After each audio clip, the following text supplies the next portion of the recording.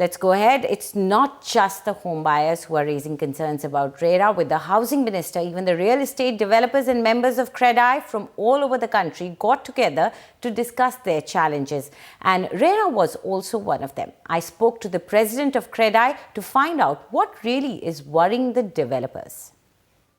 Everybody has expectations. The customer have expectations from developers. The government said that it expects developers to deliver on their promise, and so do the developers who have expectations from the government. And to talk about this, we have with us Mr. Irfan Razack. He is the chairman for CREDAI.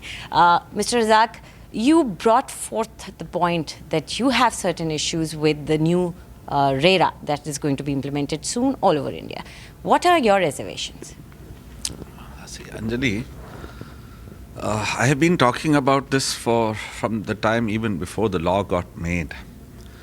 Now, the law in its current form talks about bringing in the ongoing projects under the ambit of the bill.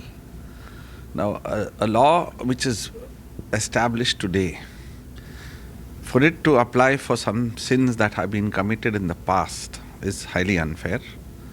And the law is supposed to protect the interest of the consumer. We welcome RERA. We believe it's a great legislation, and we believe that it will bring in a lot of more transparency, a lot more discipline, and will also bring in only the serious players into this business. And those people who think that they can become a developer by doing a single project or do a quick one and get away, they will be discouraged to get into the business at all unless and until they want to professionalize. Now, having said that, that's the background. The new act has a lot of things that need to be complied with, starting with declaration of the carpet area. It doesn't say that you have to sell on carpet area, but it also says you have to declare on carpet area. It also talks about 70% of the proceeds to be accumulated and used only for the project.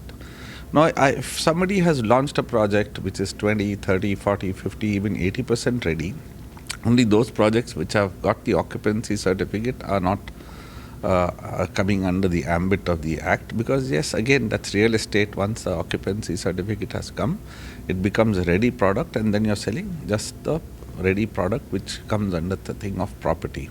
And when a new law comes in, we should always start with the blank canvas. We should start with a clean slate. And people should understand the law and launch the new projects. And when that happens, the confusion will not be there. There will not be any problems. There will not be any blackmail. There will not be any sort of stress in the whole system. Yes, I do understand. Even the minister told us yesterday that there is pressure on the government to correct the past sins. Now, how does the government correct the past sins? Is difficult, but then at the same time, we can't sit together and devise a method where the developers who have been delinquent, where they have not been delivering the projects for maybe 5 years after the time that has elapsed.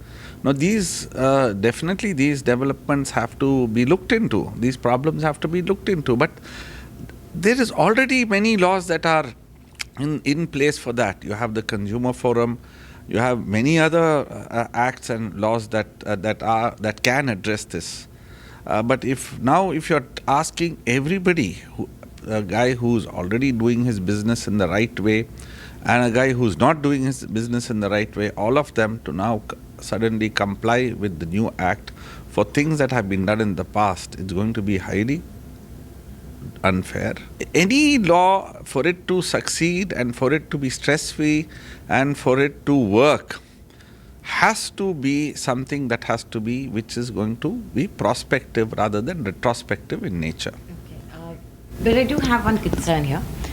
Don't you think that with customers especially, they do not have the muscle to fight if there is an errant builder? So if the government tends to be a little lopsided and tries to, make something which the customers feel, the perception is, okay, yeah, this is for my benefit, then the government that way gets a little tilted. No, see, now, these old projects, ongoing projects, definitely have to get phased out. They will get completed at some point of time or the other. Now, what really happens is The persons who have been errant, the companies that have not delivered, definitely will be out of business. The customer is not going to go back to them. The trust is gone. Now, there is talk about some companies in different parts of the country, but I think that these are all exceptions rather than the rule. But unfortunately, the exceptions are made into big issues. What good has been done by the real estate fraternity by creating homes, many developers have delivered and have been delivering continuously in spite of all the problems. Another thing that we've been requesting the government also, which now Mr. Venkayaji told in his speech, is they are bringing this legislation for deemed sanction, deemed occupancy certificate. Now, if these things become a reality, then we are also not at somebody else's mercy to beat the timelines for delivery.